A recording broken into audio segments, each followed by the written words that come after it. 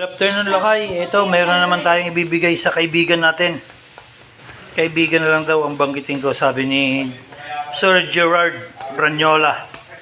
Huwag daw kung sasabihin na ano. Basta ito, bibigyan natin sa kaibigan natin.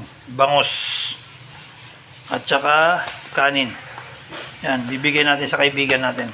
Dadaan ko mamaya pag-uwi ko. Ayan, meron tayong pamimigay sa ating kaibigan. Bibidyo ko ulit.